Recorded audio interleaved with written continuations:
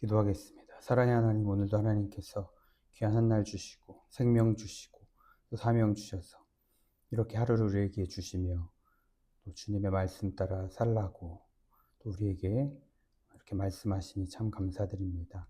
사명을 잊은 자들이 되어 무엇을 해야 할지 그저 내 인생을 살아가는 그것으로 만족하는 인생이 아니라 내 인생보다 주님께서 주신 사명을 귀히 여기고 오늘도 어떻게 하면 이 사명을 감당할지 내 인생보다 사명을 귀히 여기고 승리의 삶을 살아가는 우리들이 되기를 간절히 소망합니다. 주님, 우리에게 능력이 없사오니 우리를 부르신 주님께서 능력 부어주시고 소망 부어주시고 담대함을 부어주셔서 맡은 사명 잘 감당하며 이 하루 승리할 수 있도록 함께하여 주시옵소서. 감사드리며 예수님 이름으로 기도드립니다. 아멘. 하나님 말씀 마태복음 10장 1절부터 8절입니다. 마태복음 10장 1절에서 8절까지의 말씀. 예수께서 그의 12 제자를 부르사 더러운 귀신을 쫓아내며 모든 병과 모든 약한 것을 고치는 권능을 주시니라. 12 사도의 이름은 이러하니 베드로라 하는 시몬을 비롯하여 그의 형제 안드레와 세베대의 아들 야고보와 그의 형제 요한, 빌립과 바돌로메, 도마와 세리마테, 알페오의 아들 야고보와 다데오, 가나나인 시몬 및 가룟 유다, 곧 예수를 판 자라. 예수께서 이 12를 내보내시며 명하여 이르시되 이방인의 길로도 가지 말고 사마리아인의 고을에도 들어가지 말고 오히려 이스라엘 집에 잃어버린 양에게로 가라. 가면서 전파하여 말하되 천국이 가까이 왔다 하고 병든 자를 고치며 죽은 자를 살리며 나병 환자를 깨끗하게 하며 귀신을 쫓아내되 너희가 거저받았으니 거저주라. 아멘. 예수님께서 제자들을 부르셨죠. 제자들을 부르셨는데 어떤 자들을 부르셨습니까? 세상에서 칭찬받고 똑똑해서 어느 곳을 가나 환영받고 모든 무리에서 머리가 되는 그런 자들이 아니라 반대였죠. 학식도 없고 지식도 없고 배움도 없고 돈도 없고 무식하고 그런 자들을 부르셔서 주님은 주님의 일을 행하셨습니다. 복음을 전파하도록 하셨죠. 사람은 일을 할 때 나와 수준에 맞지 않는 자들과 일을 하면은 일을 할 수가 없습니다. 그러니까 처음 일하는 사람들은 이제 그 일이 낯서니까 적응할 때까지는 뭐 기다려줘야 되지만 적응하는 시간이 지났음에도 만약에 그런 내가 원하는 수준에서 일을 하지 못하면 함께 일을 할 수 없는 것이죠. 그러니까 그 같이 일하는 사람의 수준이 정말 중요합니다. 그런데 예수님은 이 예수님께서 주신 이 귀한 사명을 제자들이 행해야 되는데 이 제자들의 수준, 제자들의 능력 이런 것은 전혀 고려하시지 않고 이 제자들을 뽑으신 거죠. 만약에 우리가 뽑았다면 누구를 뽑습니까? 똑똑한 사람. 그 사람들이 뭐 세상에서 욕먹거나 뭐 하나 이기적이거나 상관이 없어요. 왜? 일을 잘하면 되니까. 일만 잘하면 되니까. 그래서 일머리가 있고 일 잘하는 사람, 똑똑한 사람, 뭐 이런 사람들을 뽑았지 않겠습니까? 그래야 이 중차대한 귀한 사명, 복음을 전해서 많은 영혼들을 돌아오게 하는 예수님의 이 귀한 사명을 제자들이 잘 감당할 것 아닙니까?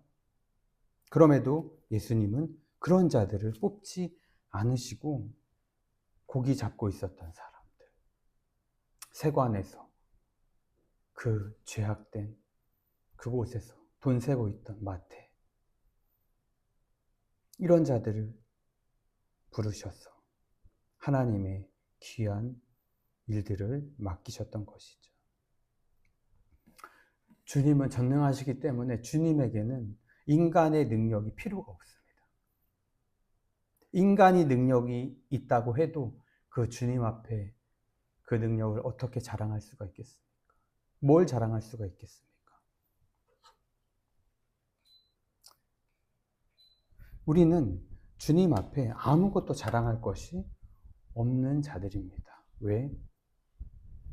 주님이 우리를 만드셨으니까. 우리의 모든 것을 알고 계신데. 주님은 우리를 만드셨지만 우리와는 다르십니다. 인간과는 달라요. 많이 다르신 분이죠. 그 능력이 끝이 없고 한이 없고 인간의 그 생각으로, 인간의 지식으로는 하나님을 측량할 수가 없습니다. 그분의 사랑과 은혜와 그분의 그 일하심, 능력, 이런 것들을 우리가 상상할 수 없는 것이죠. 그런데 그 한낱 피조물에 불과한 인간이 뭐가 잘났다고 자신을 나타내고 드러내려 하고 자랑하려 하고 하나님 앞에서. 그러면 안 되는 것 아닙니까? 목사들도, 그러니까 목사들이 제일 문제입니다. 기독교에서 제일 문제는 목사들이에요. 저를 포함해서. 왜 그렇습니까? 이 설교를 통해서 예수님께서, 하나님께서 우리에게 어떤 마음을 갖고 계시고, 우리가 이 말씀을 통해 어떤 삶을 살기 원하시고, 이런 얘기들을 해야 하는데, 자기 얘기하는 거예요. 자기 얘기. 자기가 어떻게 해서, 어떻게 공부했고, 어떤 학위를 따서, 결국에는 자기 자랑이죠. 모든 목사님이 그런 것은 아니지만, 많은 목사님들이 이 중요한 중차대한 사명을 받았음에도 이것을 전하기보다는 자꾸만 자기 이야기를 하는 거예요. 자기가 학식이 넓다. 많이 공부해서 외국 가서 공부했기 때문에 학위도 남들보다 훨씬 좋은 학위고 결국 자기 자랑하는 거지. 우리는 주님 앞에 섰을 때 학위가 중요한 것도 아니고 우리의 재산이 중요한 것도 아니고 우리의 지식이나 지혜나 주님 앞에 우리는 드러낼 것이 아무것도 없는 존재입니다. 말씀으로 이 우주를 다스리고 계신 그분 앞에서 내가 가진 무엇을 자랑하겠습니까? 그러니까 주님에게는 인간의 능력이 전혀 0.00001도 중요하지 않다는 것이. 그러니까 이런 제자들을 부르신 거죠. 왜? 제자들이 능력이 없어도 누가 능력이 있습니까? 주님이 창조주이시기 때문에. 창세기 1장부터 성부, 성령 하나님께서 함께 이 창조 사역을 하실 때 그 계셨던 예수 그리스도께서 능력의 하나님이시기 때문에 인간은 아무것도 할 수 없어도 괜찮습니다. 못났어도 괜찮습니다. 매일매일 실수투성이해도 괜찮습니다. 왜? 주님이 능력이 있으시니까. 주님이 되라고 하면 되는 세상이고 주님이 죄인에게 너는 의인이라고 하면 그 죄인은 천국에 갈 수 있는 것이고 말로만 다 하셔도 가능하신 것이 우리 예수 그리스도시죠. 그런 분이 왜 똑똑한 사람들을 뽑아서 똑똑한 자들은 어떻습니까? 아무래도 똑똑함을 의지하죠. 자신의 그 지혜를 의지해서 자기가 무언가를 하려고 막 그렇게 해요. 그러니까 예수님은 오히려 미련한 자들을 부르셔서 아무것도 없는 자들, 무식한 자들, 기억, 니은, ABC도 모르는 자들을 부르셔갖고 이 중차대한 귀한 사명을 맡기셨다라는 것이죠.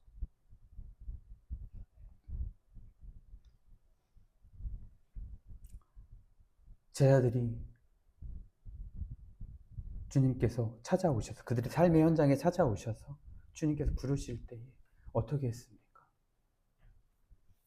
아멘으로 순종했습니다.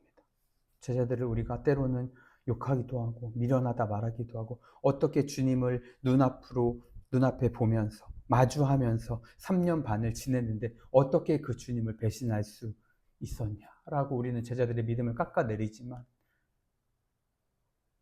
그렇지 않습니다. 우리는 주님을 믿으면서 지금 우리도 주님께 부르심을 받은 거잖아요. 우리는 제자들과 같이 주님께서 부르셨을 때, 이 믿음 안으로 들어왔을 때 우리의 가장 소중한 것들을 다 버리고 온 것인가요? 그렇지 않죠. 우리는 아직도 우리의 돼지들을 버리지 못했습니다. 그래서 이 지난주의 말씀, 마태복음 8장의 이 돼지떼의 말씀을 들을 때에 우리의 우상들이 생각나지 않았습니까? 하지만 제자들은 배를 버리고 자신의 직업들을 다 버리고 가족들이 있었지만 자신들이 맡은 이 사명이 너무너무 귀중하기 때문에, 예수님께서 주실 이 사명이 너무 귀중했기 때문에 가족들과 자신들의 가장 중요했던 생업을 다 버리고 주님을 따랐던 것이죠. 그런데 이것은 제자들이 한 것이 아닙니다. 사실 제자들의 결단이 아니었어요. 주님께서 그런 마음을 주신 것이죠. 주님께서 만세 전에 그 제자들을 택하셨기 때문에, 그들의 존재가 이 세상에 생기기 전부터 주님은 그들을 택하셨기 때문에 그들이 주님의 부르심 가운데 순종할 수 있었던 것이죠. 그들이 주님을 알지도 못하고 주님의 어떤 말씀을 듣지도 못하고 주님이 어떤 분인지 정확히 알지 못했지만 어떻게 삶을 다 포기하고 생업을 버리고 가족을 내두고 어떻게 주님을 따를 수가 있었겠습니까? 그것은 주님의 역사였죠. 주님의 택하심이었습니다. 주님은 주님의 일을 행함에 있어서 하나님께서 계획해 놓으신 그 구약의 일들을 하나하나 예언된 일들을 이루심에 있어서 부족함이 없으신 분이고, 제자들이 없다 할지라도 주님은 모든 것을 이루실 수 있는 분이십니다. 왜? 하나님이시기 때문에. 그런데 왜 제자들을 부르셨습니까? 결국 그것을 오늘 우리에게 보여주시면서 이 구원 사역에, 이 귀중한 구원 사역에 우리를 초청하신 것이죠. 우리는 초청받은 자들입니다. 제자들과 우리들은 그 하나님의 이 귀한 구원 사역에 초대받은 사람들이에요. 그런데 주님은 그 부르실 때, 선택하실 때 우리의 능력을 보고 우리의 잘남을 보고 우리의 학식을 보고 부르지 않으셨다라는 거죠. 그죠? 주님의 은혜와 사랑으로 우리를 부르신 것입니다. 그러니까 우리가 주님을 믿게 되고 주님의 제자가 됐고 주님을 알게 된 이런 삶을 살아갈 때에 남들에게 뭐 자랑할 게 있습니까? 주님께서 그냥 부르신 건데, 우리 입장에서 주님은 사랑과 은혜로 부르셨지만 우리 입장에서는 그냥 뭐 하다 보니까 갑자기 주님이 오셔서 삶의 현장으로 오셔서 따라와라 택해 주신 거예요. 그런데 오늘날 간증과 목사들의 설교를 들어보면 뭐가 그렇게 잘나서 자신을 이야기하고 주님은 저기 멀리 떨어뜨려 놓고, 물론 알파와 오메가, 처음과 끝은 주님을 얘기를 해요. 설교든 간증이든 앞에선 주님이 어떻게 하셨다, 뒤에 끝에 가서 주님이 어떻게 하셨다. 근데 이 중간에는 결국 자기가 주인공인 거예요. 우리는 그럴 필요가 없습니다. 우리는 주님께서 테스트 보셨다면 다 낙방이죠. 왜? 죄 때문에. 죄가 얼마나 많은데 주님께 쓰임을 받습니까? 그렇지 않습니다. 그래서 오늘 말씀을 통해 우리는 우리가 부름을 받은 것, 제자들이 부름을 받은 것을 결단코 우리의 잘남이나 우리의 공로나 의가 아니라 오직 주님의 사랑과 은혜였다라는 것을 우리는 기억할 수 있어야 됩니다. 오늘 하루 주님의 이 부르심 가운데 순종한 우리들, 주님께서 그런 마음을 주셔서 순종한 우리들, 나를 드러내는 삶이 아니라 철저하게 주님만 드러내는 삶이 되게 해달라고, 부르심 가운데 또 믿음으로 날마다 나아가는 그런 우리가 되게 해달라고 우리는 기도하며 살아야 될 것입니다. 기도하겠습니다. 사랑의 하나님, 주님께서 제자들을 부르시고 우리들을 부르셨습니다. 그런데 우리는 주님께 드릴 것이 아무것도 없던 자들이었습니다. 내세울 것도 없던 자들이었습니다. 그런데 부르심을 받았는데 왜 우리가 나를 자랑하고 나를 드러내고 내 의를 자꾸만 드러내려고 합니까? 우리는 주님께 선택받을 만한 아무것도 없는 자들이었습니다. 죄만 있던 자들이었습니다. 그런데 주님께서 사랑과 은혜로 우리를 부르신 것입니다. 이제 우리는 삶 가운데 많은 사람들에게 주님을 말하게 하시고 나 같은 이런 자도 주님께서 부르셔서 은혜를 주셨다고 그렇게 복음을 전할 수 있는 그런 입술이 되기를 소망합니다. 절대 나를 드러내지 않고 교회를 드러내지 않고 오직 예수만 전하며 귀한 사명 잘 감당하며 승리할 수 있는 한 날이 될 수 있도록 은혜를 베풀어 주시옵소서. 감사드리며 예수님 이름으로 기도드립니다. 아멘. 자유롭게 기도하도록 하겠습니다.